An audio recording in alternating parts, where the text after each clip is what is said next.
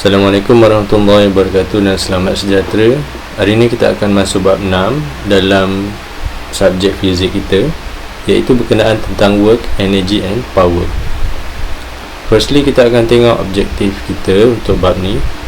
So, kita akan study berkenaan tentang work, energy and power. Kemudian kita akan apply teori ni dalam problem solving yang ada dalam nota ni. Kemudian on the second section we will discuss on the work energy theorem. So here is the learning outcome for this chapter. So after this chapter we should be able to understand the principle of work, solving kinetic energy problem, potential energy, and apply the principle of mechanical energy and the concept of power. So firstly we will look into the definition of the work.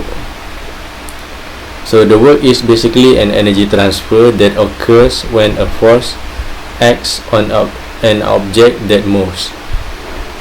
So in short word, saya ada buat definition yang lain, lebih kurang sama.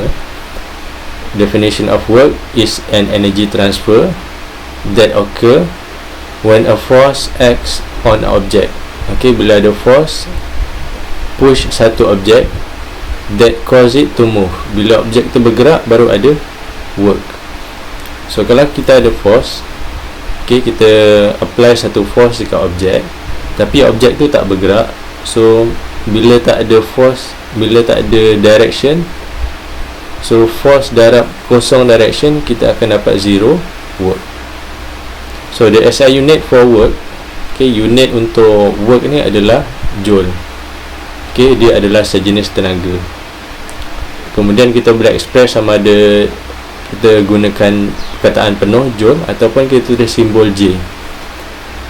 So kalau nilai joule kita besar, kita boleh buat dalam kilojoule, tak ada masalah. So formula untuk work, ni adalah nota yang saya ringkaskan daripada nota yang ada tadi. So basically nota dia samalah, tak ada masalah. Saya ambil daripada sini. Kemudian dia ada 4 case tentang work yang kita kena consider.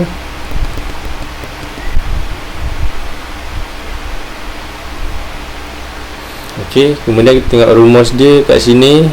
So untuk rumus untuk work adalah W sama dengan F net times direction times dengan cos theta.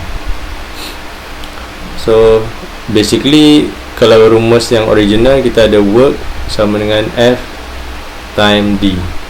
So D tu sama dengan F lah, sama dengan S.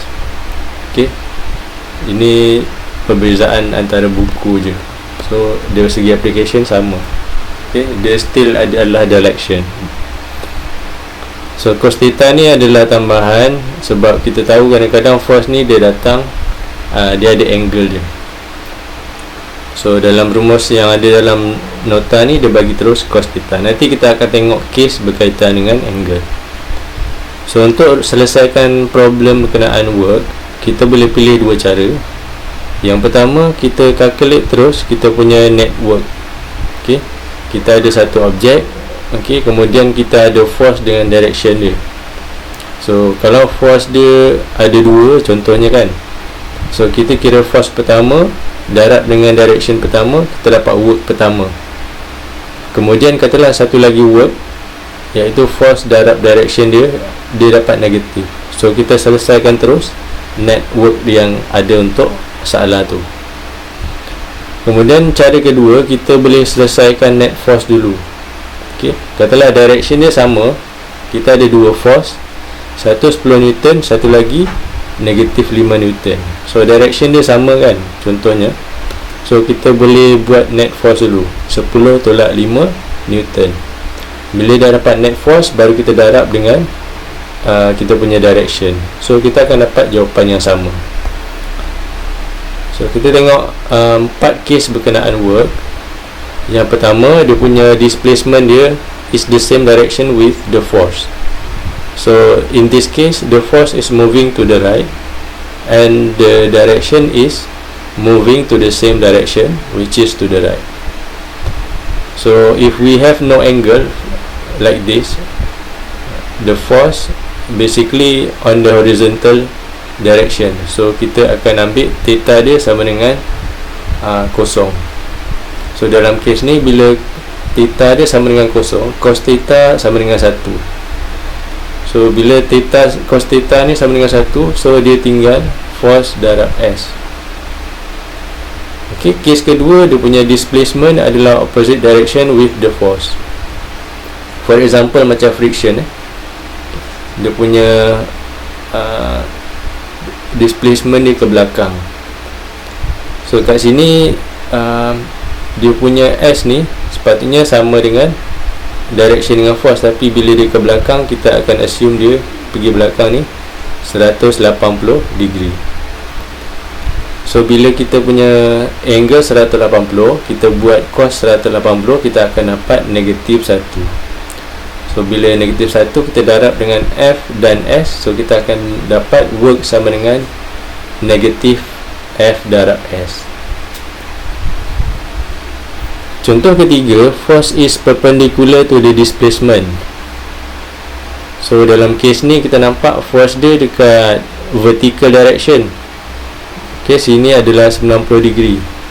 So ini adalah kes untuk normal force, sebab normal force sentiasa opposite direction daripada gravity kan. Okay, gravity ke bawah, so normal force akan ke atas. So dalam kes ni, bila kita tengok angle untuk force ni 90 darjah, so kita boleh matikan rumus ni. Cos theta ni sama dengan cos 90. So cos 90 sama dengan kosong. So bila F darab S darab kosong, kita akan dapat kosong. So kita just nak highlight yang bila force ni ataupun displacement ni dia opposite direction, kita tak akan dapat work. Okay, sebab kita apply force tapi objek tu tak bergerak sama dengan direction tu, so dia tak kira dia ada work. Kemudian kes keempat, force is on the same angle with displacement. Okay, force is on some angle with displacement. Kita ada displacement, force ni dia lebih kurang sama direction dengan S, tapi dia ada satu angle. So dalam kes ni kita tahulah, kita nak direction of force yang sama dengan direction ni. So bila kita ada satu angle, kita akan ambil X punya bahagian. Okay, so bahagian untuk X adalah F cos theta. So kita punya rumus F cos theta darab S. So dia akan dapat sama macam rumus asal lah, Fs cos theta. So ini adalah 4 kes yang berkaitan